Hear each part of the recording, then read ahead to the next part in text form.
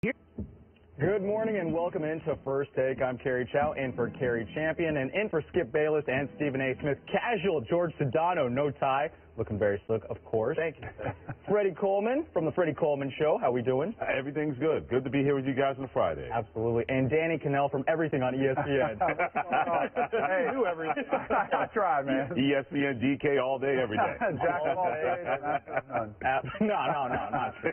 All right, coming up, Michael Jordan and Scottie Pippen versus LeBron James and Kobe Bryant. Need I say more? 2-on-2, who wins the guys' debate. Plus, the Johnny and John Show. Johnny Manziel visits John Gruden's quarterback camp. Did Manziel help or hurt his stock? The guys discuss. But first, Zorro, Kato from the Green Hornet, Batman, whatever you want to call LeBron James in his masquerade mask. The dude showed out again last night in a 108-82 shellacking of the Knicks. James dropped 31 points on 13 of 19 shooting. Not to be outdone, Dwayne Wade finished with 23 points, his third straight 20-point game. Here's the question, bigger storyline, LeBron's mask or Wade's performance? Freddie, we'll start with you. It's going to be Dwayne Wade's performance because I was not surprised by what I saw from LeBron James last night. I don't care if he looked like Bane or anything like that. You knew that anytime he plays the New York Knicks and plays one of his boys in Carmelo Anthony, he's not going to let that guy get the best of him when that guy's on an awful team with the New York Knicks. But when Dwayne Wade plays like that, when he's elevating his game, and he was so efficient that he took 23, he scored 23 points, only missed one shot.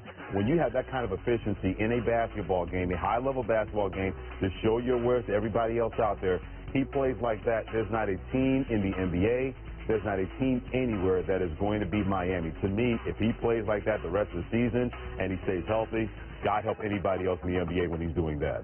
I would agree wholeheartedly. They're the best team when he's healthy. And I don't think people realize that Dwayne Wade had an Oscitron shockwave treatment to his knee back in August. And that procedure takes about 6 months to really show some benefits. 6 months was about the All-Star break. And we've seen Dwayne Wade for the better part of the last 2 weeks or so start to look like Dwayne Wade. And this should be no shock to anyone. We always love to. It seems like at first with this team it was about LeBron and, oh, he can't win and he's a choker and he can't win in the clutch, no clutch gene, whatever you want to say. And then now the narrative has shifted with Dwayne Wade. Oh, he's washed up. He's done. He can't do this. He can't do that. Well, again, I think we're just a little premature with that stuff. Certainly age is accelerated, and, you know, Dwayne Wade, I don't know how many great years he has left. I think he still has a couple personally. But, yeah, Dwayne Wade is the story here, because if Dwayne Wade's healthy, as Freddie pointed out, they are unstoppable. They're unbeatable. There's not a team in the NBA that can beat them if the big three are clicking on all cylinders. I disagree with both of you guys. I mean, did you guys not look at Twitter last night? The story of the night was There's a reason why we didn't look at Twitter. But I hear what you're saying. I mean, it was definitely, you know, from the casual fans who are watching the game, they're checking it out. It was pretty unbelievable. I mean, even the commentators, when Steve Kerr is saying, man, like, you heard him in the first quarter, he's like, man, look at that mask. It is intimidating. I thought it was pretty cool, but I agree with you guys. From a, you know, analyst perspective, if you're looking at this game, what meant more? Clearly, the mask meant nothing to LeBron. It didn't faze him at all. And when I watch Dwayne Wade, the thing when I look at him is now I look at him, I'm saying, all right, when's Fultz going to give him a rest? Because in years past, lately, it's been Dwayne Wade has gotten those. You know, he's been very wise with limiting his minutes, giving him some time off. And that's my biggest concern for the Heat is let's not rush him back. Let's take him, you know, now that he's played a few games solid, let's reduce his minutes again, even give him a night off or two. I've maintained all along, I don't know if they need Dwayne Wade for every game of a 7-game series in the playoffs. Now, I mean, I don't think they need him at all until they would face Indiana in the Eastern Conference Finals. And even then, I think LeBron could get them through 1 game for sure, maybe 2 with Bosh and the rest of the crew. But I agree, you have to have Dwayne Wade for 2, maybe 3 games in a 7-game series, versus the Pacers and in the NBA Finals. So I think it's one of those things where, regardless how he looks great. You've got to look at his history the last couple of years of how long can he go at this level. And you've got to be wise with that. I think Spoelstra will be. I mean, he knows the importance of Dwayne Wade, too. You mentioned the treatment. For those who don't know, what is that treatment that Dwayne Wade goes through? The shockwave treatment. Okay. It's very painful. It's basically you're sending electric shockwaves through your knee. And I don't know the exact details of it. Right. I'm not a doctor by any stretch of the imagination. I mean, but you are trying to play. You're not trying to play with it. I'm just telling you what I know, what the procedure is, because I've been told what it does by the doctors, and I've been told, what it's supposed to do and how long it's supposed to take to really start to see benefits. He's done this before. This treatment he's doing now, or he did now, He did back in 2007 when he got hurt and he had a litany of injuries. He missed most of the season that year. Yeah. Then he came back, and the first time we saw him was the 2008 Beijing Olympics, where he was a monster. Unreal. Yeah, I mean, Absolutely. He was arguably one of the two or three best players on that Olympic team coming off the bench that year. So it's the same type of treatment that he had back then, he had this time around. And I'm hoping that we will see this from an extended point, because I don't care if you're a Pacers fan or a fan of any other team, you don't want to beat Miami not at their best, because you don't want them to have the excuse, well, Dwayne Wade wasn't healthy. If you're the Indiana Pacers, you don't want to hear that Dwayne Wade, how healthy is he going to be? You want to say, you know what, if he's out there, he's ready to play. We don't want to hear excuses from them. I want to see Miami win a championship, and I want to see Dwayne Wade to be the best that he can be from a healthy standpoint, because I think that'll be a better storyline and better basketball and better for the NBA when you got the big three, not just the big 2.5. I think one of the amazing stories here has been the month of February for the Heat. You know, going 9-1 through the month, all of a sudden, you know, Dwayne Wade's health is back. LeBron is back in the mix for the MVP race. And this is a team, when you watch them, you know, November, December, January, I mean, those are the doldrums. You talk to George Karl, and he's talking about the challenges of, cruise they're control. just going cruise, and if we got win, the gangster league going exactly. on, laid back. Get us past the All-Star break, get us into that race where we can see the playoffs coming. And now it does look like those doldrums are in the rearview mirror, and they're starting to click on all cylinders. Guys, we talk a lot about Wade's health. Now, what if Wade did not have LeBron James? You know, where would he be in his career? Would he be further along? I mean, would he be on his last legs even? I don't know about last legs, but I don't think he would have 2 additional rings. I'll say that out loud, because he's one of the hardest guys that I've seen play basketball. That's not that guys didn't play hard, but it seemed like it was life and death to him, always hitting the floor. Remember the commercial, I get knocked down, I get back up. I get knocked down, I get back up. And I always wondered if he was doing so much of a disservice to his body by playing that hard. I think he's gotten a lot smarter. I think the Miami Heat coaching staff, they've been smarter with him. But it's nice to have a guy that you can look at LeBron James and say, whew, so this is what it's like. A guy like that on my basketball team, not just at the All-Star game, not just in the Olympic team. He's played with this guy each and every day the last 3 years. You know that had to be a benefit for him. I think if LeBron James or even Chris Bosh, if they were not there, I think Dwayne Wade would still have 1 championship ring for the Miami Heat, and that would be it. Danny, you played professional sports, and you know how big ego plays into this. Yeah. For Dwayne Wade to, after year 1, take a step back and have that, go to that trip, family trip with LeBron to the Bahamas and tell him, hey, man, this needs to be your team. You need to be Cleveland LeBron, and I need to figure out how to play off of you, and everyone else needs to do the same. That's not normal. You don't get that in professional sports very often. And I would say even more in the NBA. I mean, I think the NBA, when there's less players on the field, you have way more kind of superstars that are face of franchises, and especially from a guy who has been the face of the Miami Heat. You know, it's his town. Yeah, absolutely. Yeah. And it still is. It always will be. I mean, if you talk, there have been conversations before in the local Miami market about, hey, Dwayne Wade's getting older, maybe we should deal him while we still get from something. You know, Pat Riley and the local fan base are having none of it because of that. And I think it speaks to, we had this conversation yesterday about Russell Westbrook. You know, is it time for him to kind of have that moment where he says, all right, I'm ready to play second fiddle to a superstar like Kevin Durant? And I think it took a lot. You know, when he said, here, you take the keys, you know, that was a very significant shift. And from that year 1, when they got so close, into actually getting over the hump and starting this dynasty. And it was smart. Oh, absolutely. It's the smartest move he could have ever made, because if he were carrying that team still, yeah, they'd be a playoff team, but yeah, I don't know if they'd be winning championships at this stage, and certainly there'd be even more mileage because he wouldn't be able to take off all these games that he's taken off. He's got a luxury because he plays with LeBron and Chris. He's been able to extend his career, which means he has more chances at a championship, which enhances his legacy as well. Dwayne Wade is one of the smartest guys around. There's no doubt. And more chance to see Gabrielle Union in the NBA Finals. Freddie. I'm not saying. I'm just saying. On hoop. You're a big fan of being Mary Jane. We know. Absolutely. I'm not going to lie. No question. No question. You know, on the flip side of the Heat's party last night, Carmelo Anthony and the Knicks have now lost 4 straight and 7 of their last 8. Melo finished with 29 points. But what's going through Melo's head after last night? Why me? Why me? He looks at LeBron and Chris and Dwayne. Those are his guys. I mean, they came in the same draft class together, and Chris Paul's his guy. He sees his friends, and they're playing at the highest levels. They've got great teammates. They've got a great team, and they had a very good team last year, but things fell apart. Really, outside of Carmelo, Tyson Chandler, and Tim Hardaway Jr. is a young guy, so there's only so much you can do. But of the stars on that team, Chandler and Melo are going to give you everything they've got night in and night out. That's pretty obvious. The rest of that team, you're kind of just wondering. Some of them don't have the skill set to do it, and some are just not capable, period, at all. Some of them, at times, you wonder if they're motivated enough to do it. But I would think to myself, if I'm Melo, man, I need to find a way to feel like those guys. I need to find a way to get championship relevant, because I'm coming on 30, I'm hitting the other side of my career, and I need to figure this thing out. I'd also say this. If I'm a New Yorker and I'm a fan of that team, I'm saying to myself, what are you guys doing to us? That city is the basketball mecca. Listen, I get it. I come from Miami, Knicks and Heat. You know, they're big rivals. But basketball is the heartbeat of New York City, okay? For as much as the Yankees and the Mets, and a lot of people feel it's a baseball town, the heart of that city is basketball. And on every different level, Freddie, you know, you lived there for many years. Yeah, I'm a native New Yorker, no question. So the fact is that team has been so bad for the better part of 40 years. I mean, they've had some moments. If I'm a New Yorker, I'm like, we deserve better than this. When I watched Carmelo last night, this is probably the first time it's really hit me in this way, because I've been kind of hard on Carmelo, saying, you know, his game is one-dimensional. Well, I'm the same way. That's it. Doesn't play much defense. You know, has not kind of seen his game evolve to that next level, the way Kevin Durant has improved and kind of expanded his repertoire. Same with LeBron James. Every offseason he's taken some aspect to work on and improved on it, whereas Carmelo has always just been flat out able to put up points.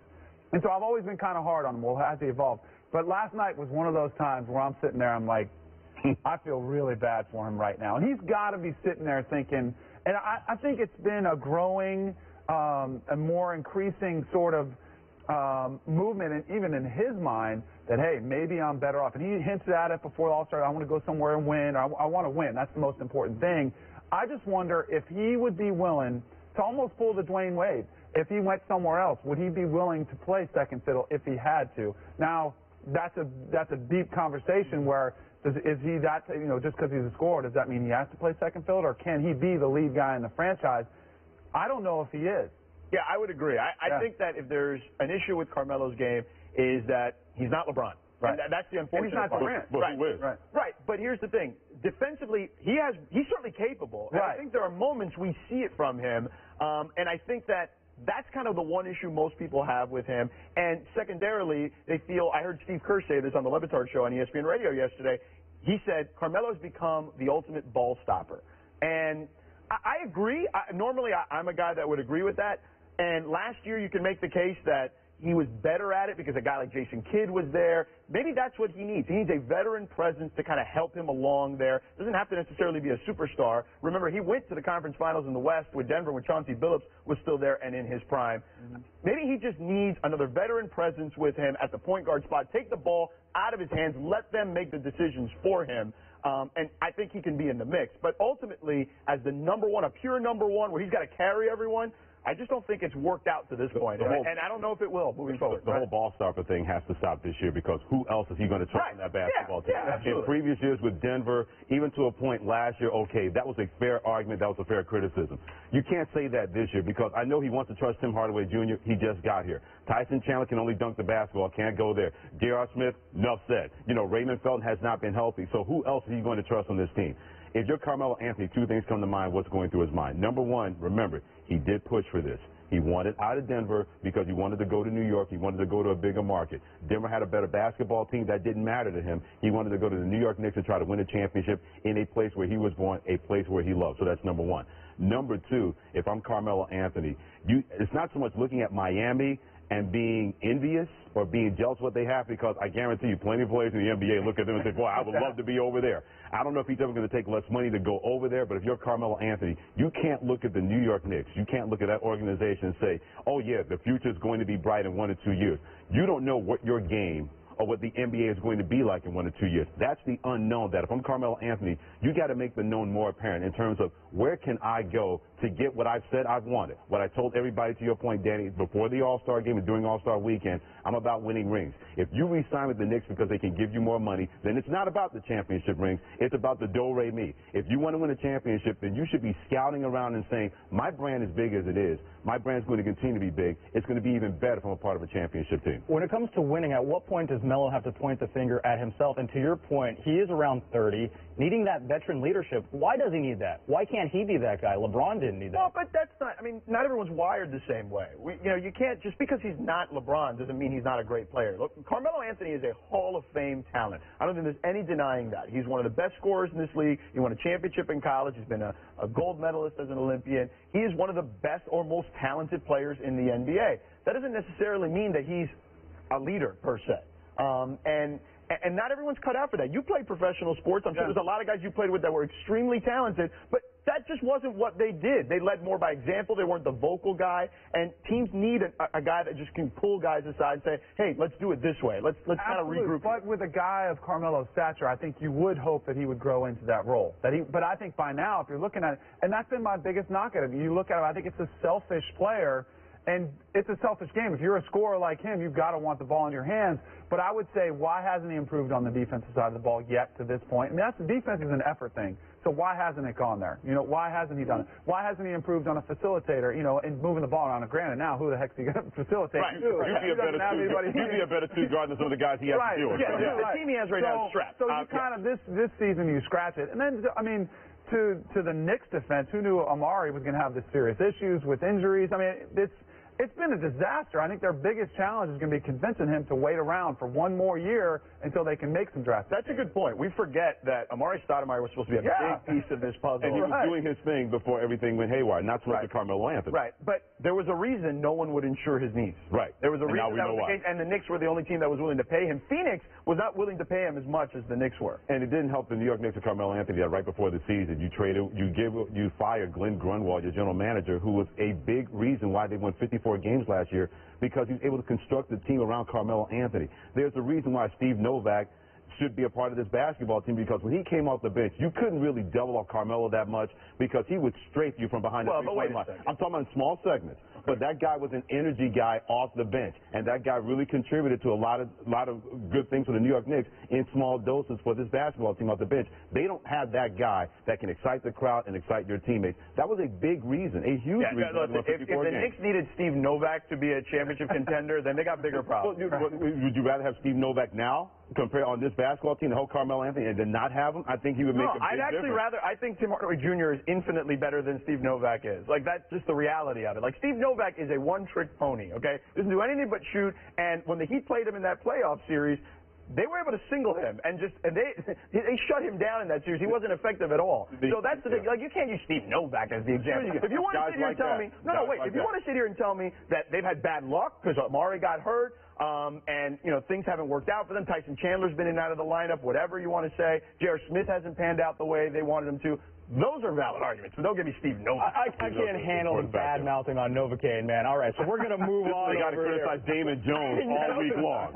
Coming from him. Only because of the nickname, Novocaine. It just sounds cool. All right, coming up, the Steelers and Cardinals would have made the playoffs last year as the NFL goes through with a proposed playoff. The NFL is looking to expand the playoffs to 14 teams instead of 12, and according to the Washington Post, support is growing.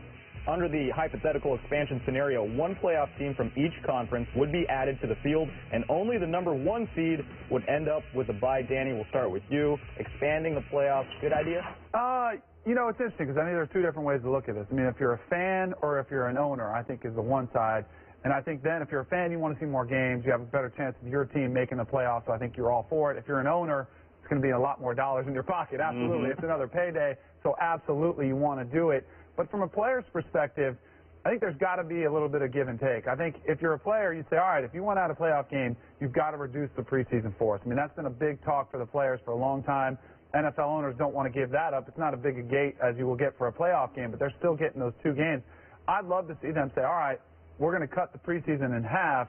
We'll go to 2 preseason games, and we'll give you, go to the extra playoff game.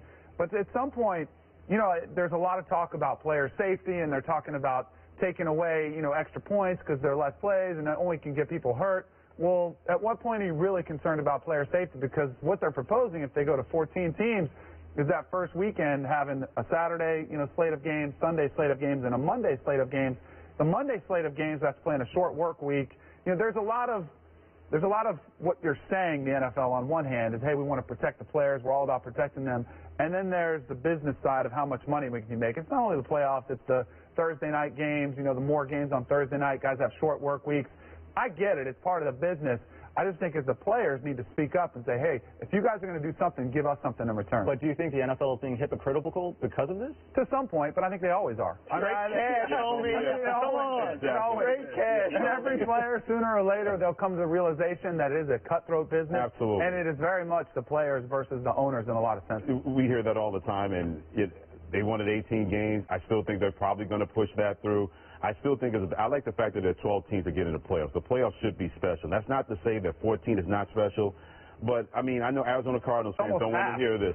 You know, I don't think half of the teams should think, okay, we can get into the playoffs. It should be special to get there, and special when you try to make your run through that. To your point, Dan, it would be great if they cut the preseason down to 2 games. But I don't think they want to do that. They're not interested in the player safety. They're not interested in the players' welfare. Why? Because they know plenty of guys will love the opportunity to play in the National Football League. That's the card that they can hold over the players' head. And unfortunately, the players know this. Not the star players, but players trying to hold on and get an extra year's paycheck or another extra year's paycheck. So I still think 12 teams is more than enough for the National Football League. You're still going to have a great regular season. It's not going to impact the regular season to the point that, all right, this is going to make the regular season better, in my opinion. But when we start talking about player safety, yeah, they talk about it. They talk a good game. Underneath it, like, we don't care about that. We just want more money and more action. They want to make it better for the fans. I understand that. I just wonder how much better this is going to be. The player safety thing is silly. Like, let's just eliminate that completely. Okay? Here's why it's a good idea. Number one, the most important thing that the NFL sells is every year is hope. Every fan base, for the most part, feels like they've got a shot, right? Yep. So all of a sudden, you add another playoff spot, you're adding more hope into the equation. As the year progresses, an 8-8 team, a 7-9 type team can potentially get in the postseason. It gives the fan bases more hope, and then the owners can cash in. Because if your team has hope, all of a sudden they'll say, hey, I'll go to week 17 at the stadium because I want to see if we get into the playoffs. I want to be there at the stadium. The NFL has a little bit of an issue with attendance at these stadiums because the experience on television is so good. Right now, when I'm at home, I'm sitting there, I'm watching the Red Zone channel, and it's flipping the channels for me. I don't have to wait for commercials. I'm sitting there watching Andrew Siciliano. And you're watching your fantasy lineup? Right. You don't want to watch just 2 teams. You want to watch your fantasy lineup. Right. I've seen all those guys. I'm watching Andrew Siciliano or Scott Hansen, regardless of what network you're watching on the NFL Red Zone, and I'm sitting there all day, and they give me all the things I need. I don't have to leave my couch. HD, I don't have to go anywhere. I can go to my own bathroom, get my own food, don't have to pay for those prices. But if your team has hope to get in, and more teams will potentially have hope in this case, you may say, all right, I'm going to go to the stadium. I want to go to week 17. And here's the other thing. Because you're only going to get one bye, that means there's not going to be guys sitting in week 17 anymore because teams are going to want that number 1 seed and want that bye. So that's why I think it's good on the field, and I think it's good for the fans, and obviously it's good for the owners because they wouldn't even think about this if it wasn't good for the owners. To your point, George, if you're doing that, and believe me, I'm a Red Zone freak too. I love the Red Zone channel. But if you're doing it the first 16 weeks, even if it's week 17, you're going to say, well, I'm more likely to stay at home and watch my team. I think so. Passionate fans will say, listen, man, most people, look, there are some diehards in every city, and certain fan bases are extreme. Obviously, Green Bay, I mean, in the NFL, there's a number of them. You know, I'm not going to name them all. But there's a bunch of cities where people are like, I don't know, maybe. But if their team is in it, all of a sudden the stadiums get packed. That's a fact, Freddie. When your teams are good, Danny, we come from Miami. When the Dolphins are good, they will show up. If they've got a chance to get in the playoffs, that stadium will have 75,000 But when your team is used to being mediocre and you have a lot of apathy, you may be selling hope. But if that team's been mediocre for more than a minute, they may say, you know what, I don't trust that team's going to get into the playoffs. But we've had 9 and 7 teams win the Super Bowl. Well, Miami, 9 and 7 teams have won the Super Bowl. But to me, having another chance for a 7 and 9 team to be in the playoffs, that's like a 6 and 6 team in the bowl game. They don't belong in bowl games. That's an outlier. That's an outlier. The chances, I know it happened with Seattle, but that doesn't happen that often.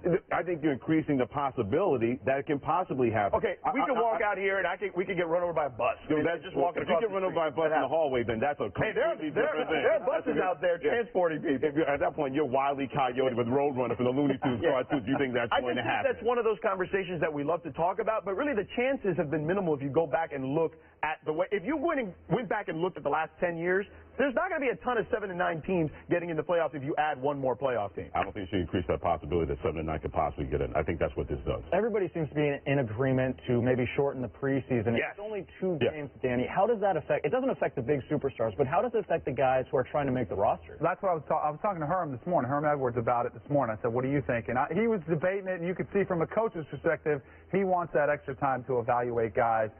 I personally believe you can find out plenty from 2 games of the guys you want to evaluate, but he made the point that you also have to have time to get your guys' game ready to play. I think a half in one game and a quarter in another is more than enough. Guys already coast during the preseason. They're playing at a different speed. It's not like they're going all out there and playing that much. And look, even when you get to preseason, that first game, coaches have a really good idea of who they're going to keep and who they're going to cut. Sure, there's some great stories every once in a while. A guy comes up, Victor Cruz comes out of nowhere and lights it up in the preseason. But for the most part, teams have their roster set in stone, and they know who their stars are, and they're going to protect them regardless. So I think 2 games would be more enough. Maybe make a compromise. You go 1 playoff. Three. One playoff game, all right, we'll give up 1 preseason game. Yeah. Not even a playoff expansion could have helped Danny's old team, though, the New York Giants last season. They weren't making the postseason. Help me either. New offensive coordinator Ben McAdoo says he wants to tailor the Giants' offense around Eli Manning next season. Eli had a career worst QBR of 37, led the NFL with 27 picks.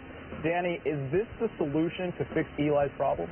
I don't think it's a new play caller, a new offensive coordinator. I don't think that's the solution specifically. And it's funny because being a former New York Giant, one of the most passionate fan bases, living up in the Northeast now, I see people all the time. And last year, that was the question. What is going on with Eli? What's his problem? What are they going to do? How come so many interceptions? Bottom line, I think you've got to give him 2 things. Well, you can basically boil it down to 1. A really good offensive line is what he needs. And then an extension of that is a really good run game. I mean, if you look at historically, when they've had their runs, he has a good offensive line, and he's got a good run game. And even if you look at Eli, I mean, he's kind of a high-risk, high-reward passer. He's never been a guy that's going to give you 30 touchdowns and only 5 interceptions. The interceptions are always in double digits. Even their first Super Bowl, he threw 20 interceptions in that year in 2007.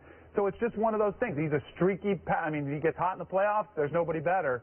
So I think it's got to be McAdoo's first priority is to give him some guys around him. And I think that's going to be a challenge for the Giants because we sat here on this desk in the preseason. I was on with the guys talking about David Wilson, who I thought was going to be a star, and it turned out to just be a real disappointment for them. Now he's coming off neck surgery. Who's going to be the running back? And then to look at the next level, all right, who's going to be the offensive line in front of him?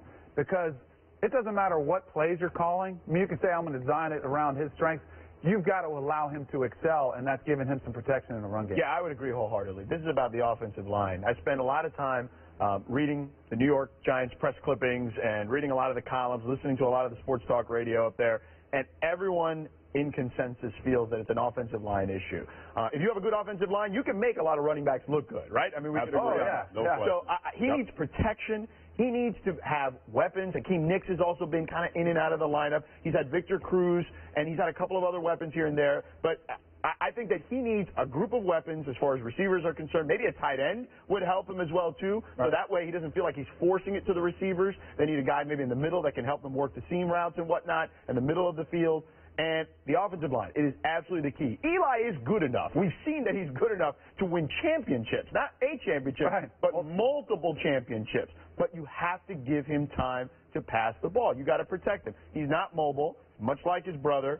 He's mobile enough. We saw that David Tyree pass, obviously, where he could get out of there. But he needs protection, and that's the reality of this. If I'm the Giants, you have to invest fully in an offensive line, get him a couple weapons to throw the ball to, maybe a tight end as well, as I mentioned, and then you will be good to go. He will be able to put you in position to win games. To both of your points, I think it comes down to reducing pressure on Eli. And what I mean by that is not saying he can't go out and win a football game, but I don't think you can expect him to do it time and time again. Certain quarterbacks you can look at and say, okay, go out and win that game from the jump. Tom Brady, Aaron Rodgers, even Drew Brees, his brother Peyton Manning.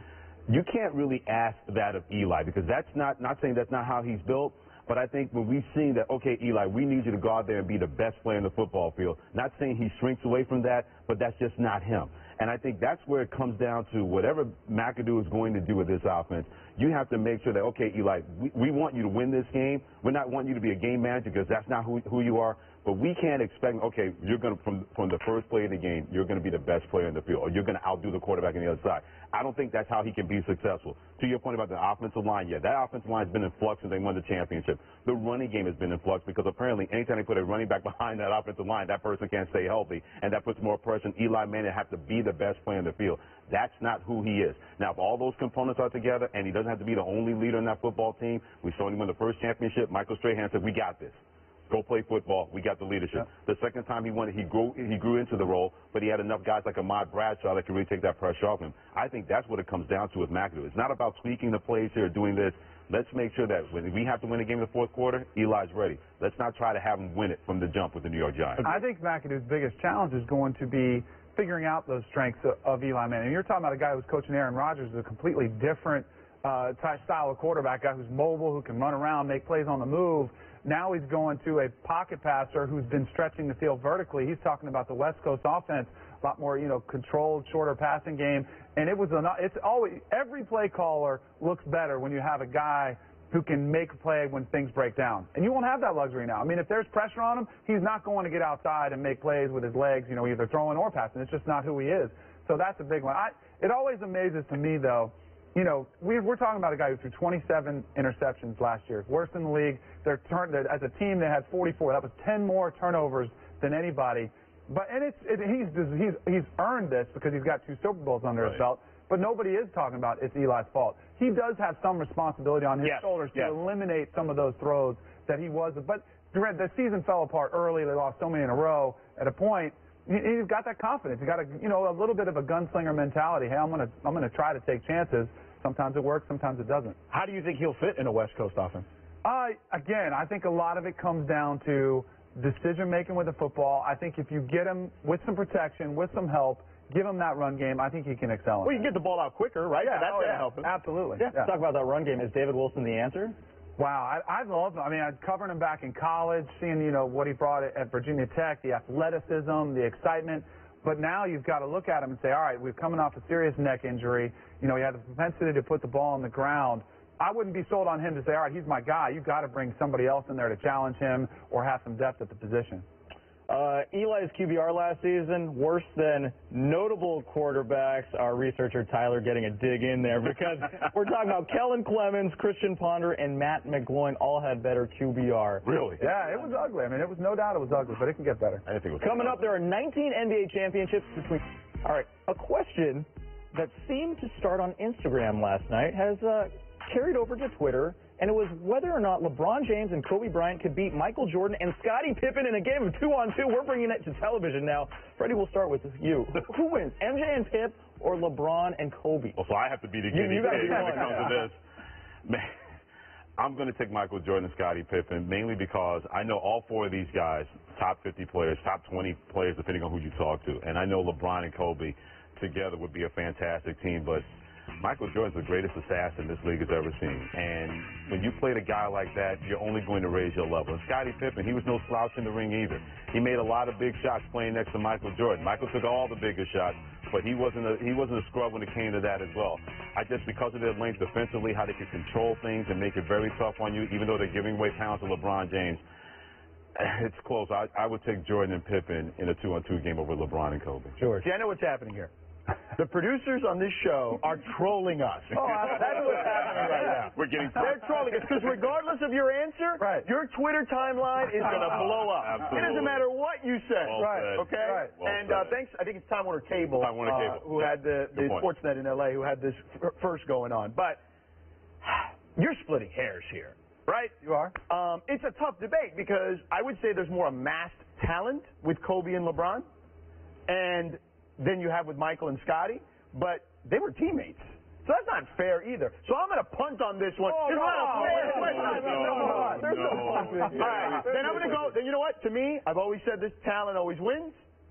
I'll go with LeBron and Kobe. See, this is a tough one because I grew up in the era of MJ, watching him, and I'm a huge fan. Think he's the best ever to play the game. One-on-one, Michael beats all of them.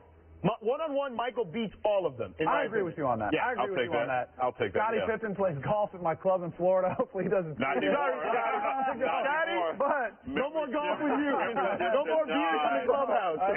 My application. I agree with you on the kind of the talent, with Trump here. And I was trying to look at it, all right, how would this match up? Could LeBron, pull his way back and put his back to the basket and post up MJ? But I think the edge would more come against Kobe and Pippen, because I think Kobe was a better pure scorer than Pippen. So I think if you look at the ultimate of scoring more points, I would have to go Kobe and LeBron. But I'm with you, too. Why isn't it Jordan Pippen versus LeBron and D. Wade?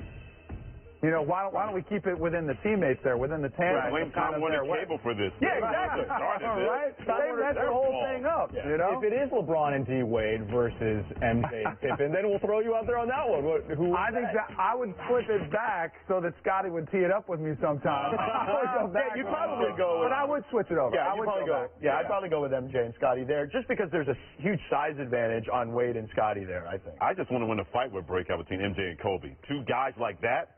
Two alpha dogs who would never back down, because MJ, you know how he is. Kobe Bryant, we've seen how he is. Can you imagine both of those guys are guarding each other? The trash talking that would go on between MJ and Kobe? That would be a great reality show.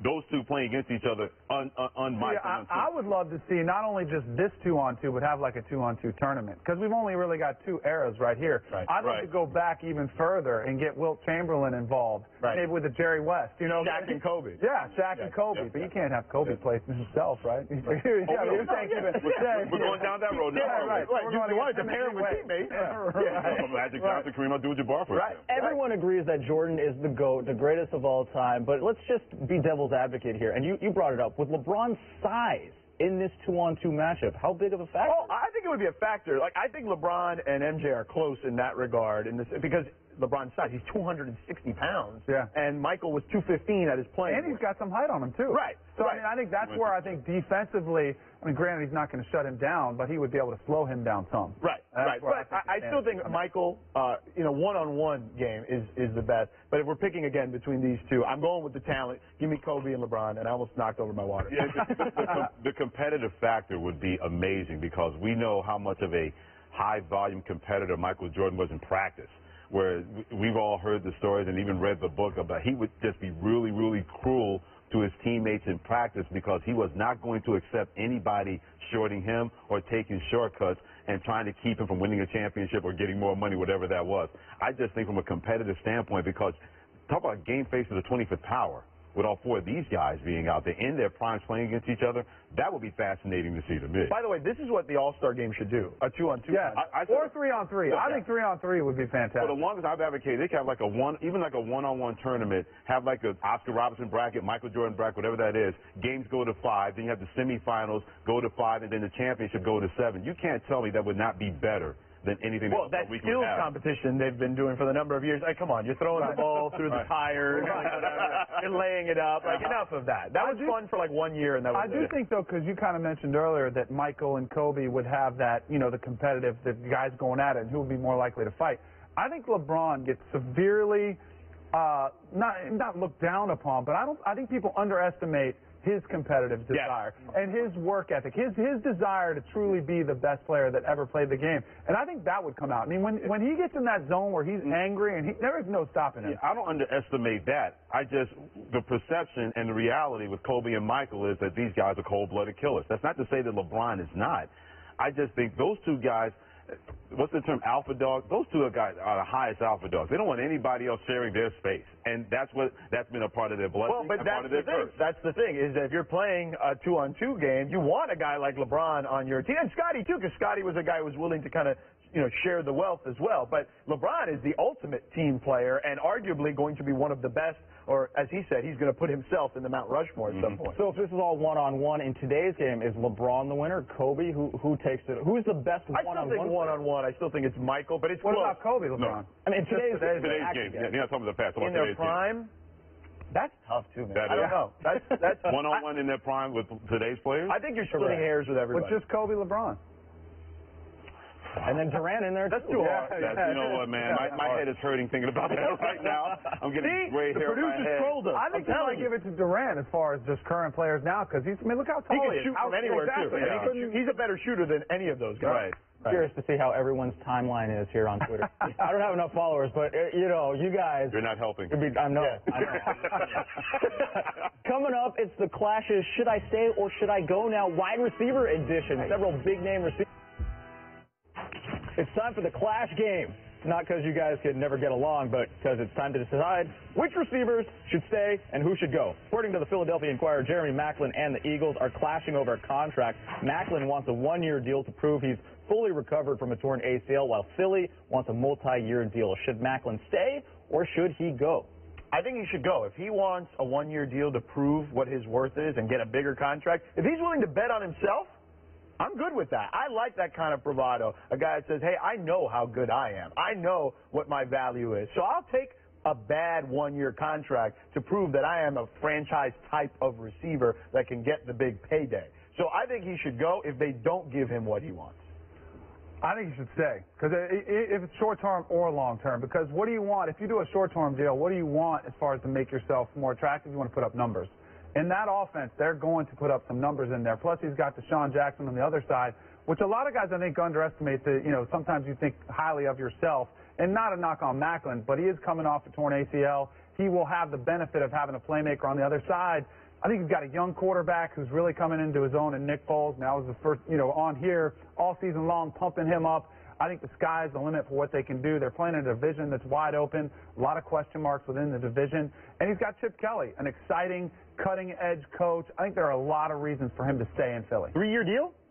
That's what they want to give him. Well, no, I'm saying he could do the one-year deal there. Okay. If he's confident in himself, why not bet on yourself? No, I'm saying, right. Well, I'm saying if they give you the 1 year, yeah, but they want a 3-year deal. Right. Yeah. So that's why I'm saying, like, if they want to stick to a 3-year deal, then I'm like, I'm out. Yeah. I can see your point there. He should stay because for all the reasons you mentioned about Nick Foles being a young quarterback, no matter where you go, if you're Jeremy Maclin, I still want people see you as a guy that can be that kind of receiver, even though he has 258 catches and 28 touchdowns in his 4 years before he got hurt last year with a torn ACL. Chip Kelly loves weapons, and you're going to be in the best possible position that you're going to get the ball a lot. Deshaun's going to get it, the running game's going to get it, but they're going to spread the ball around a lot. You may not get that somewhere else, and all of a sudden you put yourself in a dangerous situation of not getting the money you wanted, and your career could be in jeopardy if you're Jeremy Maclin. You stay in Philadelphia, you can do some great things there. The Colts are interested in Broncos wide receiver Eric Decker, and the interest is mutual, according to WCNC-TV. Will Jim Irsay just leave Peyton Manning alone? No. Should Eric Decker stay, or should he go, George? See, this is a real tough one, but it's because I didn't know what team was involved at first, and then I was like, well, he should stay because Peyton Manning's going to put up monster numbers. They'll give him a good deal. Because I'm normally going to side with the guy going for the money, especially in that sport, because you have a very limited time to make money in that sport. But then I found out it was the Colts. So go get your money and go play with Andrew Luck, because you're going to get the ball just as much as you would in Denver, potentially. This is the one I just found out with the Colts recently, too. Yeah. And I was thinking about switching the answer to go play with. I think I could totally see your logic. But I think there is something about playing with Peyton Manning, being able to get those numbers, having the weapons that he has. Same thing with Maclin. You're having Deshaun Jackson. He's got Demaryius Thomas, Wes Welker. He's got players around him where there's enough love to go around, especially when you're talking about the best passing offense in the history of the NFL that he just played in. So he's going to put up numbers there, too. I think they're a lot closer to the Super Bowl. The problem is if you get that Super Bowl this year, longer term, because Eric Decker still has clearly a longer way to go than just Peyton Manning. But I'd say for right now, I'd say take it. I mean, I think people sometimes think, oh, it's easy to pick up and go, but there's so much more involved than just, hey, I'm going to go take more money or whatever and play in some other place. So I'd say stay where you are in Denver. It's a good market, and you got a great quarterback. He had 87 catches for 1,288 yards and 11 touchdowns last year with Peyton Manning. But the upside of the going to Andrew Luck is that you're going to play a lot more years with him. You have a chance to play with Reggie Wayne and learn from him. Not saying Eric Decker needs to learn more, but you can only get better having a guy on the other side like that, a guy who I think is going to be in the Pro Football Hall of Fame in Reggie Wayne. The long-term effect that if you go to the Indianapolis Colts, all of a sudden that's going to be you. You're not going to be in a big shadow because Reggie Wayne's going to retire at a certain point. Then you become the number one guy, and I think he can have that ability with Andrew Luck to be a number one type receiver, not a dominant one, not like Calvin Johnson, but be a go-to guy where he can succeed. Not saying Peyton Manning is at the end of his rope, but he is. He only has maybe 2 or 3 years left. I think you should go get that money in Indianapolis and build that future that you love. Yeah, and look, they've got talent there. They've got Reggie Wayne coming back, and we'll see how he looks. But T.Y. Hilton, that's a guy that people need to recognize. That guy can play. He can flat out play. I've seen him play high school, college. I called his games for 2 years there. So I know how talented he is. He's unbelievable. And Kobe Fleener obviously has a rapport with Andrew Luck. So there's some talent there. Decker can get the ball there and make some money and win some big games. All right, longtime Giants receiver and new Jay-Z Rock Nation client, Hakeem Nicks, is testing free agency. Nicks had 56 catches for 896 yards last year. Should Nicks stay or should he go? I think he should go too. Now, the Giants are willing to let him test the free agent market. I thought a number of years ago that Hakeem Nicks was on the trajectory to being a star in the National Football League. I remember the first time I really saw him. I saw him play a little bit in the ACC at North Carolina, but he had the bowl game his last year there where he scored 3 touchdowns. I think it was against West Virginia, I want to say. I could be wrong about that. But right then and there, I'm like, man, this guy is a beast. So he comes into the league. He has a pretty good rookie year, but then in 2010, he puts up 11 touchdowns, over 1,000 yards. Following year, puts up another 1,000-yard season, 7 touchdowns. Then injuries start to settle in. But here's the biggest reason why I think he should go. His team seems to be willing to let him go, and the New England Patriots are interested in Hakeem Nicks. So if the New England Patriots are interested in you, he's the type of weapon that Tom Brady can put out there with a couple of those other guys they already have, and all of a sudden, his career can be resurrected in a place like New England. I say from this one, I think he should go kind of from both sides. I think it's for Hakeem Nicks, it'll be better for him. And I think for the New York Giants, too. He wants #1 money, and I don't think they're going to be willing to pay it. So if he settles, and takes less to stay in the Giants, he's probably not going to be happy with it. I think if you look at from Hakeem Nicks' standpoint, there's a new offensive coordinator coming in right now. How is he going to view you? I think he's been underwhelming the past couple of years from the Giants' standpoint. I think it makes sense for everybody to him to go. And if he could go to the Patriots, that has been, to me, probably the frustrating thing when you watch Tom Brady is every time he plays, you're like, look at what he's doing with the weapons he has. You give him weapons like a Randy Moss. I'm not saying Nicks is a Randy Moss, but if you give him players of that caliber, look at what he can do for him. I think he put Tom Brady at the twilight of his career, put him back to where they want to be, and that's in the Super Bowl. It could be a difference maker. Yeah, I agree with that from the standpoint of that he should go, whether it's to the Patriots. If the Patriots call, they ring your phone. You pick up that phone and say, I'll be on the next flight. The question is, I don't know if they'd be willing to pay him the #1 money he wants either. Well, they don't pay anybody. Exactly. That's what I'm saying. Only 3 people get paid #1 money. The guy who owns the team, Robert Kraft, Bill Belichick, and Tom Brady. That's as far as #1 money goes. But I think he should go because going back to the New York Giants, he's not going to be happy. There always seems to be a disconnect between Hakeem Nicks being happy with the Giants organization.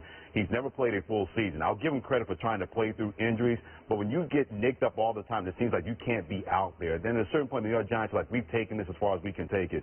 Maybe a fresh start for him, maybe going somewhere else will rejuvenate him to stay healthy, and if he doesn't get #1 money next year, maybe he'll get closer to that if he goes to the Patriots and he's able to do some damage with them.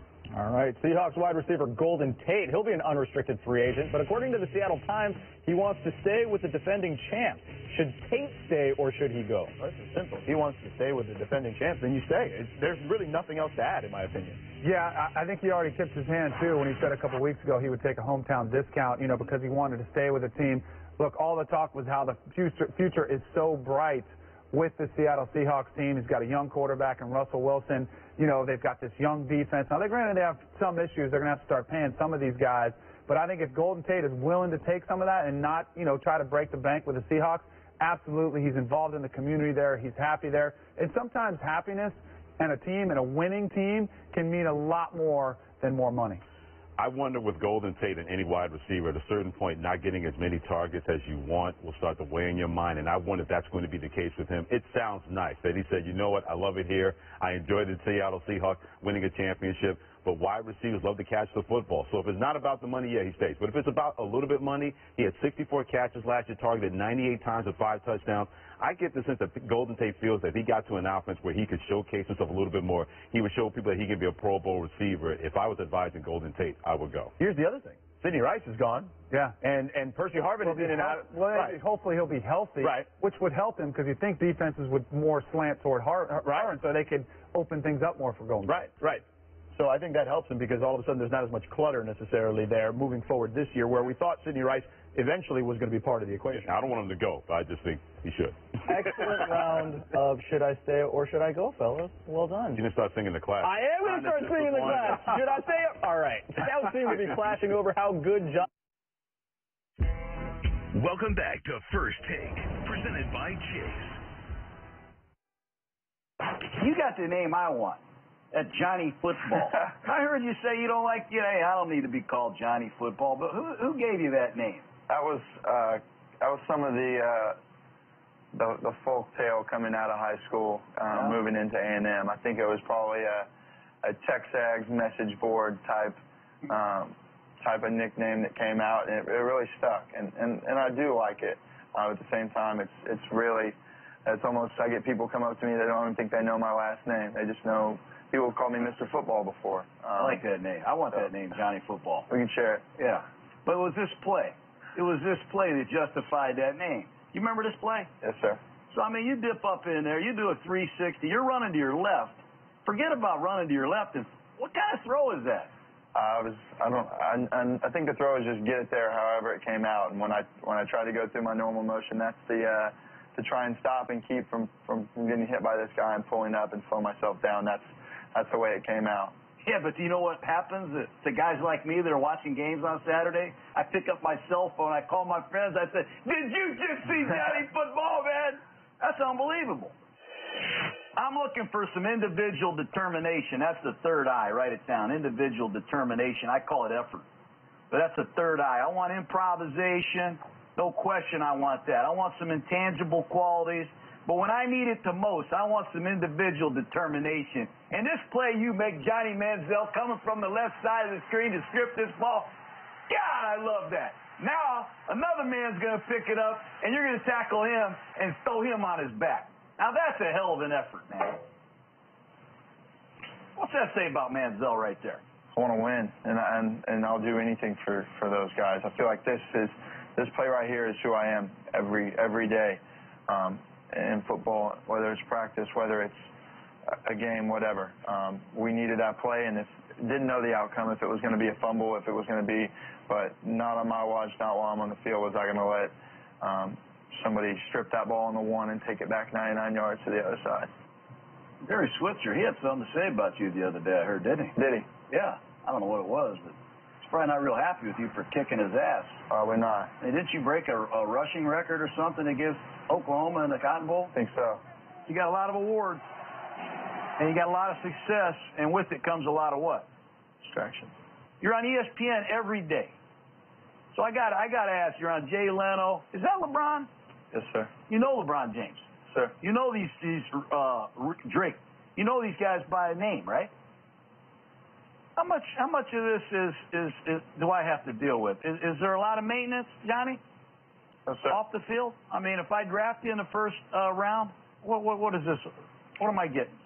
I was asked to do a lot of things. I was asked to do certain things that some other people weren't asked to do. My mom always told me there's a time and a place for everything. And during the spring, during after the Heisman, when things happen so fast, I did too much, and I put too much on my own plate and didn't say no enough, and should have said no more, and should have stayed in my realm and stayed in College Station and hung out. Well, I mean, man, every time I turn on the TV, you're on there. You're somewhere. And I never wanted it to be that way. I never wanted to be like that. I'm not that kind of guy. I'm not the kind of guy that causes any problems with my team or in my locker room or with my coaches. I don't want that. And I don't want them to think that I'm high maintenance or take a lot to, I didn't even see it, to take a lot of work to keep up with. I'm a simple guy from a small town. John Gruden talking to Mr. Football. We got our own Mr. Football over here. Herm Edwards. I'm going to get in trouble again today, but that's okay. 2 days on the desk in a row. It's good stuff. All right, we've just heard Johnny Manziel talking with Gruden. You're the Texans. That conversation, are you more sold on Manziel now? With the Gruden conversation? Yeah. Oh, they got their own conversation. No. With the GM, the head coach, obviously offensive coordinator, and, Johnny Manziel, to his credit, fabulous football player. Is he high maintenance? Yeah. There's a lot of... He's not. He just said he's not. You know better, and I know better. Exactly. I've coached high maintenance players. As long as they got high production, it's all good. What you don't want is the drama. You don't want the distraction. And this is what he's going to have to realize. And a little bit, it's on Johnny Manziel. A little bit, it's on the culture we live in. What Johnny Manziel did as a college football player 25 years ago, guys were doing the same thing. So let's don't lose sight of that. And you know, now he's in a position now where he's going to be the face of the franchise. Hopefully he's learned a couple lessons. But the question you're going to ask the guy is this, look. You're not going to ask the guy, you can't go out on Tuesday night. You can't. It's not like you can't go with the offensive lineman on Thursday, because that's the night that the offensive linemen go out. We're not asking you to do that. You're going to make some mistakes, but you got to be man enough when you make them, because this organization is going to be a part of your mistakes now, off the field. Don't be naive. Let us don't sit here and be naive and say Johnny Manziel for the rest of his life is never going to be out somewhere. That's not the truth. So as an organization, you have to live with the fact that, hey, are we willing to live with, if he's on a camera somewhere and he's drinking a beer and some girl is talking to him, how are they going to equate that? We're going to have to deal with all that stuff. And you got to realize that's part of the process with a lot of young players. He just happens to be the quarterback, which is the guy where everybody wants to see how this guy's going to act. Johnny Manziel reminds me of Ferris Bueller right now, right? Remember in the movie Ferris Bueller's Day Off where, he had his mom convinced that he was this perfect student and this good kid, and then he was going out and having fun and doing what kids do. And that's what Johnny Manziel reminded me of there. He said all the right things, all the things that you want to hear, and he should say that. He's learned. I think he has learned, because a guy who's defiant wouldn't say those things. He's learned how to play the game, the political game, and he should get credit for that, in my opinion. But he does remind me a little Ferris still. Well, he's going to learn this too, is that when he walks in that locker room, there's grown men in there that are making a living. This football's not a hobby anymore. This is your occupation. There's guys in there expecting you to make sure that you take care of your business, young one, because if not, we're going to help you take care of your business. That's what you're hoping the locker room presents to the guy. And there's some veteran guys in there. Look, if you draft this guy, these guys are going to be all in. The team's going to be all in. We said, we get this guy. This guy's a fantastic football player now. You're going to have to do some things to fit his skill set with the offense. We talked about that. I understand it. You're going to have to make sure, because he's reckless with the ball sometimes in his body, that he understands. You got to be available all 16 games. That tackling deal he did, John Gruden, somebody tackle, I love that. If John Gruden's his coach, John Gruden said, don't you be tackling that guy. You're not trying to get hurt. You can stand over here with me. That's all good in college. You become a pro football player. No. You tell the quarterback, when you throw one, come over here. Just come over here to me. We'll tackle him. We don't want you to get hurt. When I look at this interview, I tend to agree with you, George. Now, Johnny Manziel is a very smart young man. He's got a quarterback guru and a quarterback advisor. He has two people teaching him how to go through not only mechanics, but how to go through this process. He knows the right things to say. There are other guys, I want to win. Of course, every quarterback that you talk to is going to say, I want to win. I don't want to be a distraction. He's saying all the right things. I think what you have to do, if you're the Texans, if you're the Jaguars, if anybody else, you do your due diligence with Johnny Manziel. You talk to him, but then you've got to go back. And if they say that, everybody does it. You go back and you talk to Kevin Sumlin. You try to get him on a private conversation. Try to get him to open up, because most coaches, they want to have a first overall pick too. It helps recruiting. So you try to get as honest opinion as you can, and you go back and you talk to the Mannings. What really happened at the Manning Passing Academy? Was it blown out of proportion by the media, or was there an issue? You talk everybody you can talk to, you can gather intel on. You go and try to find out, because he's going to say the right things. He's going to sound great. He's going to yes sir, no sir. He's going to do that. But you have to find out if the words match up with the actions moving forward. It seems like the key word, based on what you gentlemen have said and what we saw with John Gruden, is the word homework, because plenty of people are doing homework. Johnny Manziel is doing his homework, because you do not want to have whatever black cloud that people think about you that's going to hang over your head. You're going to do everything you could to get that black cloud out of the way and make sure there's sunshine around to the best of your ability. If you're any NFL team in this day and age now, especially quarterback, when you miss on that position, you hear about it for the next 5, 6, 7 years. And especially when you have a personality. Let's call Johnny Manziel what he is. He's not just a quarterback. He's a personality. He's a pop culture personality, because if you ask anybody the name of a college football player in the last 2 to 3 years, his name is going to be at the top of that list, and a lot of it has nothing to do with what he did on the football field for Texas A&M. So now if you're an NFL team, you're going to ask everybody under the sun, under a rock, whatever that is, so you can have the best information about Johnny Manziel, if you're going to take him or if you're going to let him slide. Homework is the key issue here from both entities, Johnny Manziel and anybody out there thinking about taking him. I think you've got to find out, from a maturity standpoint, where is he? Because he said he's grown up. He said he's learned from his past. And this was my biggest thing, because I got criticized a lot during the college football season, right after his first offseason winning the Heisman. And it was, hey, you've got to see more than this from your quarterback. And a lot of my thought process was, if he wants to go to the next level, if you're a franchise quarterback, you really have to downplay the pop icon things. I mean, how often do you see Peyton Manning responding on Twitter? You know, you don't see Tom Brady out there. I mean, after it's a different day and age now. Yeah, but they're playing in this day. Yeah, but he grew up in this era. It's a little different. He was.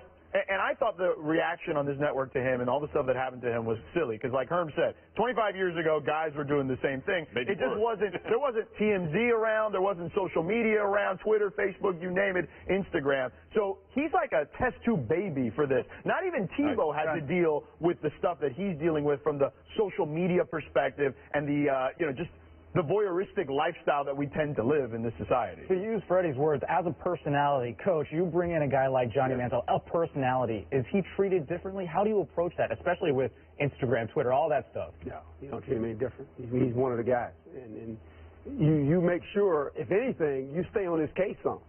You know, with guys like this, I'm always on them. I stay on them. The young players, when they come out, I get them worse than the players. Because I want to make them feel like they're a part of it, that they're not bigger than anybody else. You know, draft choices, when they walk in the room, they got this little persona. Well, I was drafted in the first round. I really don't. My problem is I was a free agent. I was a free agent in this league. I wasn't drafted. So I get it, and I understand the first-round pick, he comes in there, and I let him know right away, hey, let me tell you something, partner. Here's what's going to happen to you.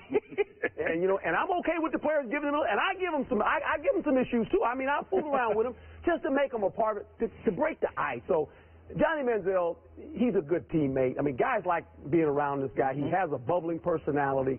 We know everything he can do on the field, but he's going to have to learn this. If you're going to be a good quarterback in this league, you're going to have to learn the game of football. Athletic ability alone and talent won't make you a good quarterback. That gives you a starting spot. He's already got some measurables that say he might struggle. He's going to have to do some things to learn the position. If he truly loves football, and when you watch him play, he loves competing. So that's all a plus. Now, there's some things you got to design for him because, as we say, you know, when conflict arises, I'm going. I got to go. You know, he's going to leave the pocket. So those are the things those things to me are more critical that you correct or help him with than the off-field deals. The off-field deal will take care of itself because we know one thing, and I tell players this all the time. We are all a collection of our choices. And what you choose to do, eventually, what we do in the dark comes to the light. And so he's got to understand that. And once he understands that and he puts it in proper perspective, he can have maybe a pretty good career. Are you concerned then, say, like RG3, you know he'll fight for that extra couple yards. Yes. It looks like Johnny Manziel's that same type of person. How do you change that? You can't. And early you cannot. You got to design some things where he can get outside. He's going to learn after he's in that training room every week. He's going to figure it out. You know what? Do I want to just be like a short-term fix, or do I want to have a long-term career? All young quarterbacks run. The veteran guys, they stay in the pocket. They have long careers. They figure it out. All right? Danny knows. All right. Herb spent a living covering them, but are wide receivers overrated when it comes to winning championships? Wideouts probably aren't going to want to hear these numbers. That's coming up next. Line behind us, both Todd McShay and Mel Kiper have Clemson wide receiver Sammy Watkins as a top 5 prospect. But is that wise? In the common draft era, no wide receiver drafted in the top 5 has won a Super Bowl with the team that drafted him. Take a look at this list. Jacksonville and Justin Blackmon, the Bengals A.J. Green, Lions Calvin Johnson, Braylon Edwards and the Browns, Larry Fitz and the Cardinals. The only other active wide receiver taken in the top 5 is Andre Johnson and the Texans. Now, who will be the next wide receiver in the top 5 that was drafted in the top 5 that will win a championship? What team are they getting drafted by? That's the question. Who's the quarterback? And I think sometimes we play a lot into this, the receiver. You know, hey, let me tell you how the draft board works. I've been in draft rooms. I've set boards up. You know, every team drafts different, and they rank players different. Now, your top 15, 20, they're probably going to be whether he's a 2, another team has him as a 3rd pick. But it really, how does your board look? And then what type of player are you looking for? In other words, let's just say you have an offensive lineman. That's the highest rated player on your board. He's the highest rated player. And you're picking 5th. Well, he's gone. Who's at the 5th spot? Well, maybe that guy's a wide receiver. And guess what? The way your scouts ranked him and collectively how you looked at this guy, from the scouts to the coaches, he's the 5th guy on your board. He's staring you in the face. Now, he's the 5th guy on your board. Not the 10th, but the 5th. So you sit there and you go, what do we want to do? Take the best player. You got to take the best player, because the grade says you always want good players. You don't say, well, he's the 5th ranked player. We'll go down because we need an offensive lineman. He's the 10th ranked guy. Let's go get him. You don't do that. You start doing that, you're jumping all over the board. The board is in a certain way. So some of these receivers, when they come off the board, people say, oh, we got a receiver. Who's the quarterback? I've never seen a receiver run a route and throw the ball to itself. I've never seen a quarterback throw the ball and catch it. Didn't Steve Young do that one? You know, it's very difficult. So I think sometimes these guys get a bad knock. I mean, think about Larry Fitzgerald. When Kurt Warner was there, he went to a Super Bowl. Yep. After Kurt Warner left, I thought Larry Fitzgerald retired. I said, where is Larry Fitzgerald? Good friend said, Larry, you retired? No, Coach, I'm still playing. No, you're not playing. I don't see you anymore. So, you know, we get it. It's great for debate. Great for barbershop talk. Right. But it ain't reality. Well, speaking of that barbershop, the debate talk, of the active wide receivers that were picked in the top 5, Justin Blackmon, Calvin Johnson, A.J. Green, Larry Fitz, and Andre Johnson, out of those guys, who's more likely to win a championship? Oh, boy.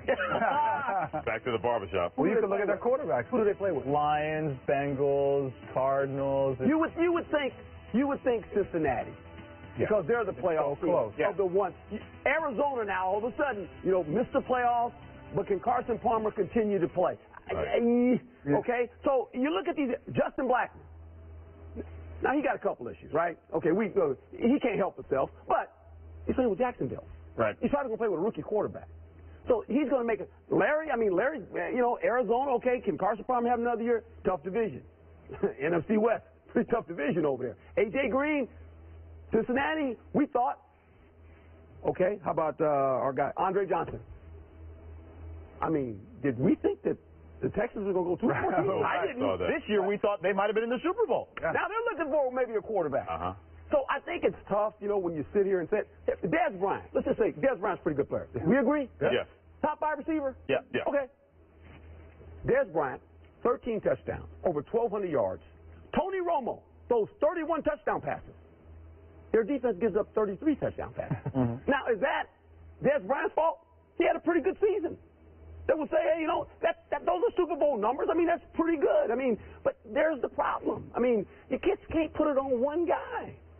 I mean, it's the way it works in this league. It's hard. I'd look at these from the list of active guys. I mean, every year there's a worst to first.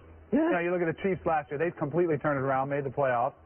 I'd go back to Houston if they can get. Yeah. Maybe even if they go Clowney's route, maybe you can get Schaub to somehow have get his confidence back or some issue. You've got a quarterback guru in O'Brien. Maybe he doesn't go for the young guy to try to do Manziel. Maybe he says, you know what, we've got a guy here who's played pretty well. Let me give him a fresh start. I say him. Or a Calvin Johnson. You look at how much talent they have in Detroit. I think a lot of people were shaking their heads. Hey, they're really close. Maybe that could be the guy. I'll tell you what, though, if I see Sammy Watkins on the board, I don't care where he is. I'm taking him.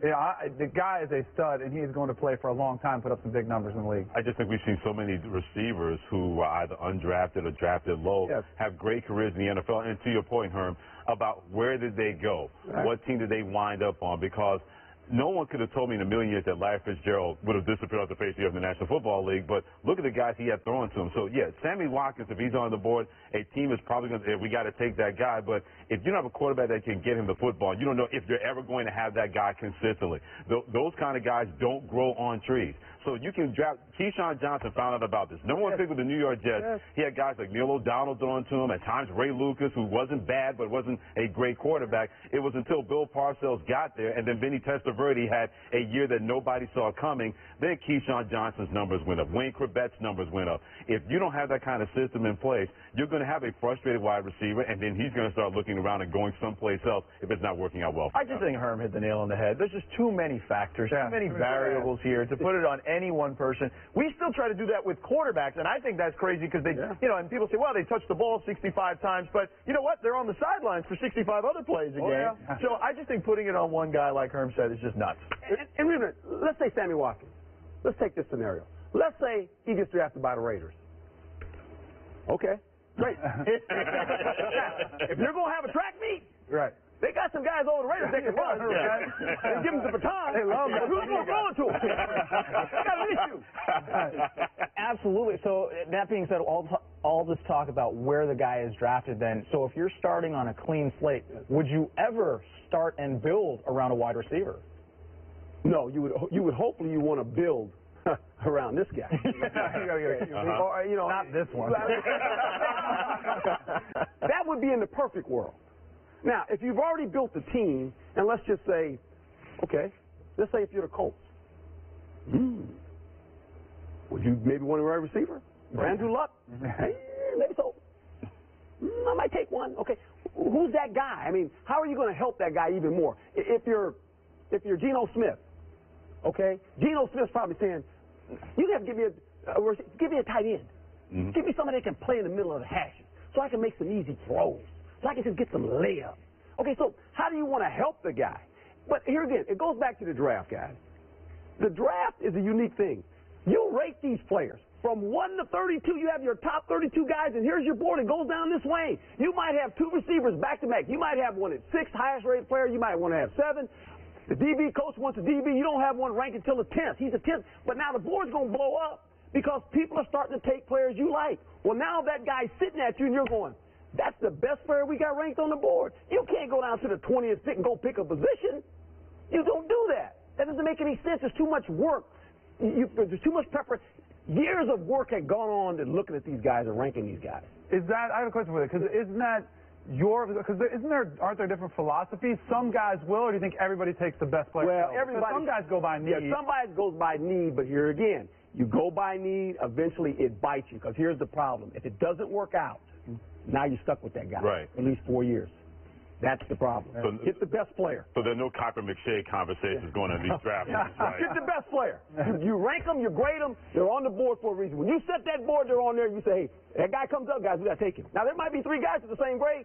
Now you got a conversation. Right. That's wisdom right there. That's why the barbershops are talking right there.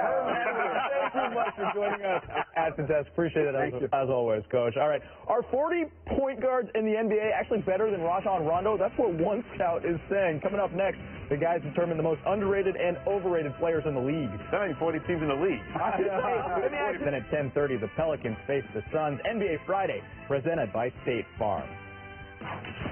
ESPN insider Chris Broussard is doing his annual look at the most overrated and underrated players in the NBA. One anonymous Eastern Conference scout calls Celtics point guard Rajon Rondo overrated, saying he would take 40 other point guards over him. How many other point guards would you actually take over Rondo, Freddie? Well, I'll take CP3, Russell Westbrook, guys like that. But there's not 40 point guards better than this guy. I know he's on a bad basketball team, but he's not overrated because he can impact the game without scoring a lot, even though the last 5 games on a bad Celtics team, averaging over 16 points a game and 10 assists a game. If that guy's overrated, then I'll take that guy and take my chances of Rajon Rondo. I tell you, I would take a lot, though. I think it would take a very unique locker room, sort of like he had before when he had the big three around him, some veteran leadership, because I think he's shown a lot of immaturity, some ego-driven decisions on the court and off. In fact, I didn't like that he passed up on the team trip, you know, when they went to Sacramento and he stayed behind. I had more of a problem that he didn't alert Brad Stevens and the team that he was going to do that.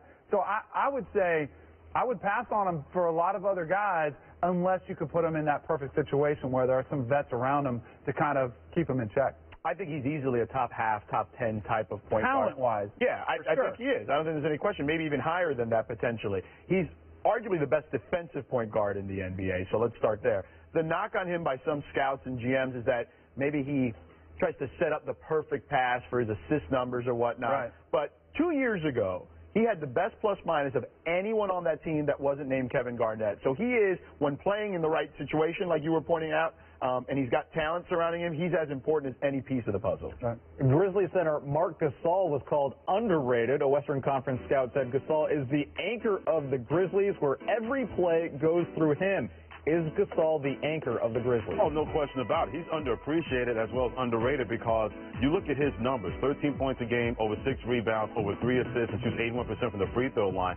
He makes sure that Zach Randolph does not get double-teamed inside, and when he does, he's able to take that ball and make it work. He would be the same guy if he was in a bigger market than he is in Memphis. He's underrated and underappreciated. I agree with you. I mean, so much talk about Powell. I mean, when you look at what he's done there with Memphis, I agree. He's got an uncanny ability to kind of set the tone for the game, even though he's a big man. Just a stability, a presence in the inside, and you've what he does defensively for the team.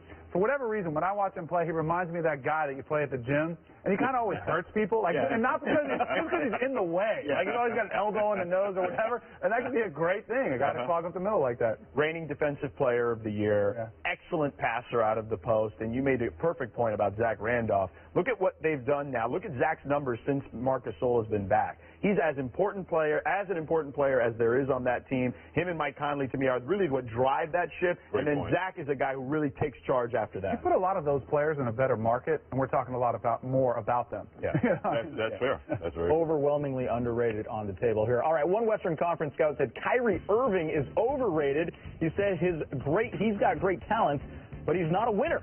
Compared him to Stephon Marbury. Is the scout actually right about Irving? This guy's out of his tree. He's carrying a bad team. He's with a bad organization, averaging over 21 points a game. Believe me, Luol Deng got traded there. He probably said, can I pack my bags and leave right away? I mean, Kyrie Irving can only do so much from the point guard position on a bad Cleveland Cavaliers basketball team. If you want to say that maybe overvalued a little bit because the number 1 pick, okay. But overrated, this guy brings it to the table each and every night. To bring some memory to that scout's memory, he did put up 31 points in Oklahoma City earlier this week and 9 assists and beat them in Oklahoma City. That guy is not even close to being overrated in Cleveland. I don't know if I'd call him overrated, but the comparison to Stephon Marbury is pretty money. I mean, if you look at the first 3 years of their careers, there's some similar trajectories there. What I would say is Kyrie has been more efficient, and he's a better version of Stephon Marbury, potentially. But here's the thing. Somebody's got to take shots on a bad team. He's extremely talented, much like Stephon was, but does he make the guys around him better? Luol Deng is a good player, and Luol Deng hasn't played very well in Cleveland. So I think there is some legitimacy to it. I don't know if I'd call him overrated, but he's extremely talented. He's got a ways to go. I think that he can improve, and I think maybe he can kind of jump out of that category. I don't have him there, but the Stephon Marbury comparison is really, really good. I think it's too early to call him overrated yet. I mean, he's still developing. He's getting better every year he plays, and the fact that he plays with nobody around him, I think, is killing him. And I think that it's also unfair. The Cleveland connection to LeBron. People are always going to, are you comparing? Yeah, he's overrated if you're comparing him to LeBron. It's a top overall pick. But I think there's a lot of room to grow for him, and I think the upside is huge. My biggest criticism of him would be, you have a bad team, but a lot of those guys were lottery picks on that team, okay? And here's the thing. It's a terrible Eastern Conference. If you are a superstar like he is, and he's an all-star, you should be able to drag your team at least to the 8th spot in that. The thing about it is, look at the guys he's trying to drag. Dion Waiters can be a head case. Yo, Dwayne Wade dragged Michael Beasley and a bunch of guys. Look at Carmelo. Carmelo's not dragging the Knicks to that spot. And Kyrie Irving, Michael Beasley is a more of a talent. Carmelo has done it before, is my point. Right, but he's had time. He's had time, though. Okay, but Carmelo's been in the playoffs since day one. But he had guys like. And I'm not the biggest Carmelo guy, but I mean he's gotten teams to the playoffs since day one. Denver was a lot better situation than the Cleveland Cavaliers, where Kyrie Irving may skip out of there because it may not get any better anytime soon. And to your point of lottery picks, you got to make the right choice with those lottery picks. I mean, Dion Waiters, if there's friction with those two guys, that's not getting any better because that's when egos get in the way. I just think it's a worse situation than Carmelo Anthony. On paper, before the season, who did you have that was a better team, Charlotte or Cleveland? Zero. I think most NBA people would have said Cleveland because of Kyrie Irving. Yeah, well, that's fair, but at the same time, they didn't think that Dion Waiters and Luol Deng and the whole thing was just kind of. He's got time. He's got time to show us who he is, and I think he will show us that. I agree. But the comparison to Stephon Marbury is not that far off. Irving would probably definitely be better off if he had Uncle Drew's teammates as opposed to, his Cavs teammates. A little burn right there. All right, a Western Conference scout called Miami's Chris Bosh underrated. He said the Heat would advance further without Dwayne Wade than they would if they were without Bosh. He went on to say the Heat won't win the East without Bosh.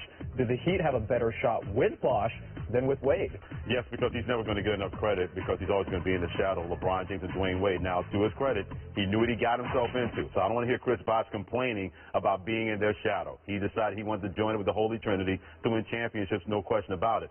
But when he's playing well, you look at his numbers, close to 17 points a game, close to 7 rebounds a game, shooting 53% from the field, 36% from three-point land, and 81% from the free throw line. He continues to put up numbers like that. It's not about him getting 20, 25. He's been able to hit some big shots as well with LeBron James and Dwayne Wade. So, yeah, he's always going to be underrated because he's going to be in that axis and that shadow of those other two guys. I think he's rated exactly where he should be, and that's the third best player on the best team in the NBA. I mean, you look at what he's done. I think their biggest weakness is a big man, a guy that can kind of, to go toe-to-toe with Roy Hibbert. It's not going to be him. I mean, I don't think the Heat had intentions of him being this three-point shooter that he's kind of developed, and he's worked on this shooting has become better.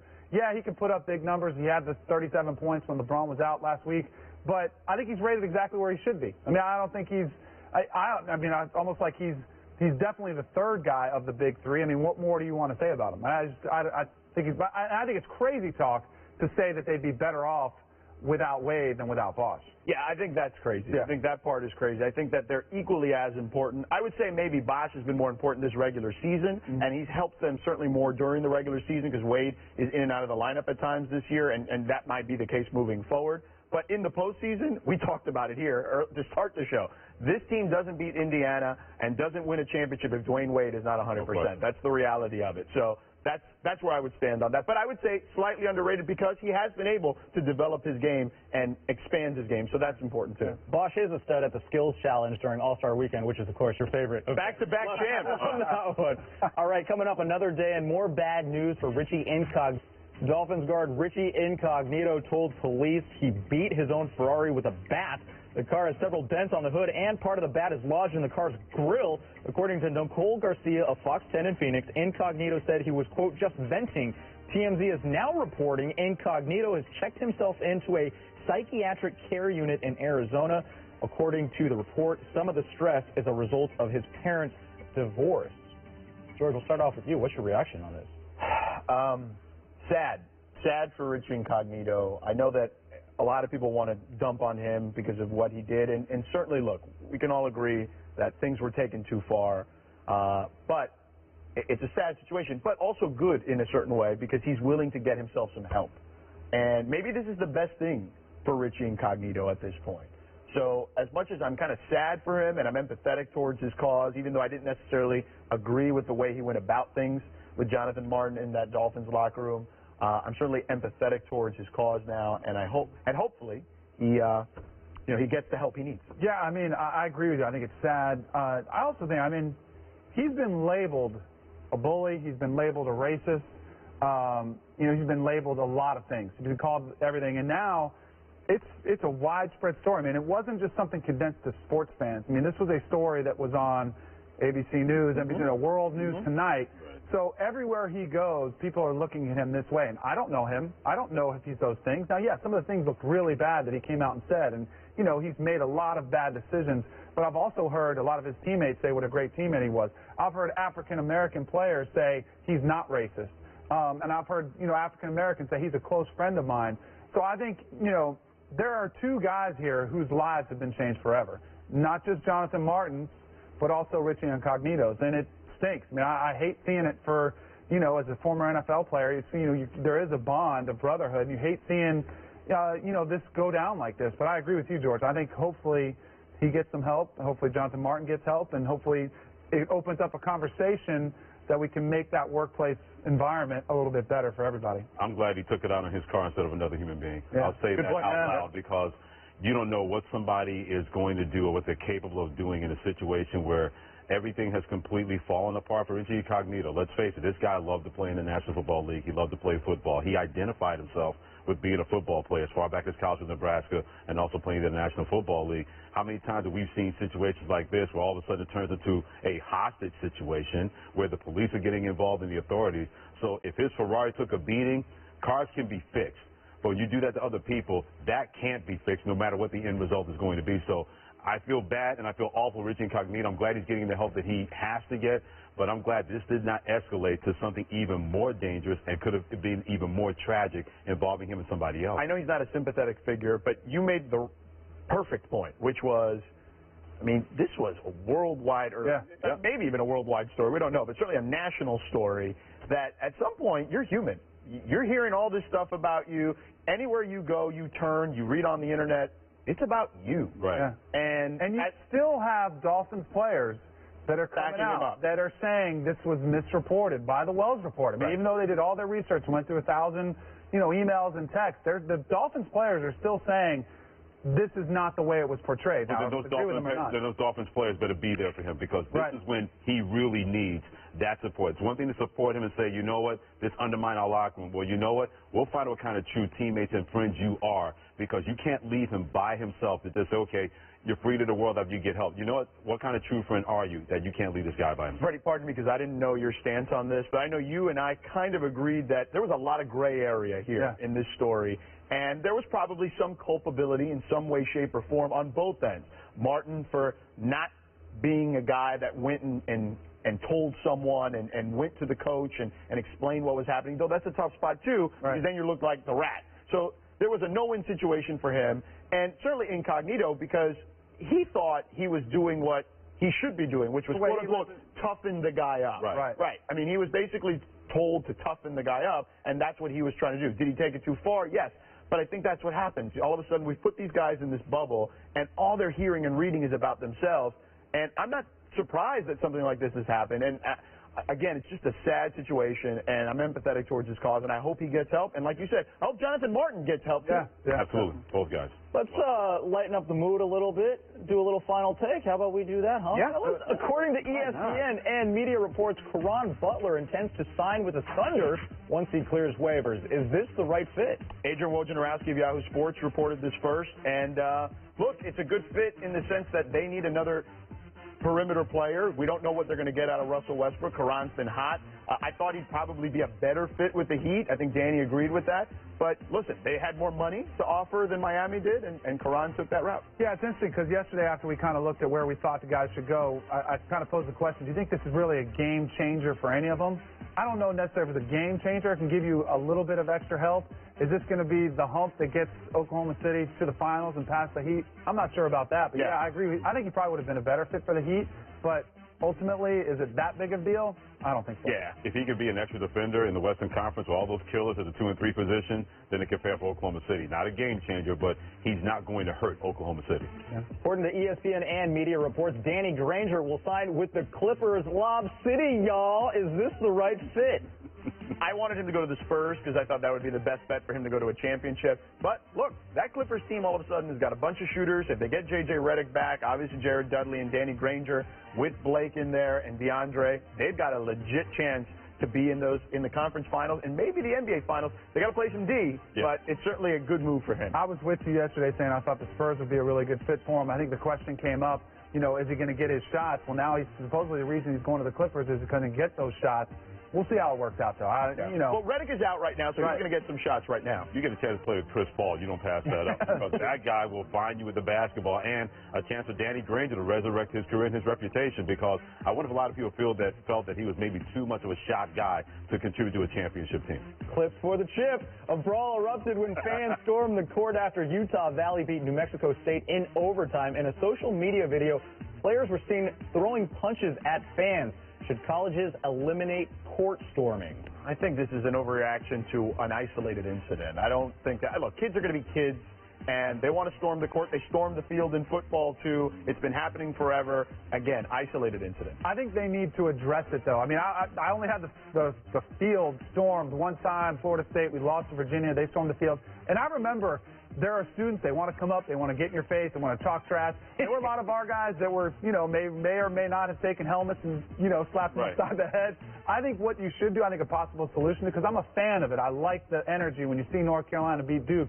The kids are out there. I think you do what Roy Williams did when North Carolina got in Miami against the Hurricanes. He took his team of the starters. He left out the walk-ons. But I think they need to have a period where you can clear the away team or the team that lost, clear them from the field, and let everybody have at it. Don't let two knuckleheads ruin card storming. The player that threw the ball at the opposing player from New Mexico State, he needs to be suspended for 1 game. You can't let that get away. But that one fool out there with the headband, that's the reason why people have problems with court storming, because there's always that one person that ruins it for everybody else. And I talked to Seth Greenberg. He says, if you're going to suspend a New Mexico State player, that kid should be kicked out of school. I don't think he's too far off the truth from that one. Was that Tiki Barber game? Yeah. That was the first loss in the ACC. He was in, too. He was in at the game. What happened, man? You didn't represent for Florida in the ACC. Did you ever feel concerned for safety? Did players ever feel? Oh, yeah, absolutely. There was definitely times. We had another incident where a player got into a fight with a fan that was sitting right. There's always, fans drink at games, they yell things, they yell racist things. They're always challenging you, but you've got to have the proper police, whatever, security in place to protect the players. It's most important. Kevin Love impersonated LeBron James' dunk off the wall in the Suns practice facility. Whose dunk was actually better? That's LeBron first, and we'll see Kevin Love in a second. George. Well, I hadn't seen Kevin Love's yet, so I got to see Kevin Love's before I can make a determination. So I apologize. I can tell you, no question, it was LeBron. I mean, Kevin Love was not bad, but you don't get props for being the second guy to do it. I mean, you got to be original, and LeBron made it look easy. Right. Kevin Love was hard. Yeah, look at this. You got to read. Oh, I got it. All right. And he's got to keep his shirt on, too. Keep his shirt on. You don't have the same abs. You don't have the six-pack. I mean, look, he's taller than LeBron, and he still had to reach for it. So when you look like you got an anvil on your back, I'm taking LeBron James over Kevin Love on that. Definitely some effort in that one. All right, lastly, Steph Curry and the Warriors take on the Knicks at Madison Square Garden for the first time since February 27, 2013, when Curry scored a career-high 54 points, the most behind current MSG, the most at MSG. Anyway, whatever. How many points will Curry score tonight is what I'm asking. Double nickels, anybody? No. I think he's going for like 35 easily tonight. Yeah, he'll put up some points. He's not going to surpass 54. I'll say if LeBron got 31, he'll get 31. What I was trying to say was Kobe scored 61 and MJ had 55. That's currently the most. You do think about your opponent. I am thinking, well, I'm sitting, y'all. Well, I'm sitting, y'all. Great stuff as always. Freddie Coleman, Danny Cannell, George Sedano. Enjoyed the time. Good stuff, bud. Thanks, everybody. Have a good Thanks to the viewers, too. Steve Smith and Bayless and Kerry Champion will be back next week.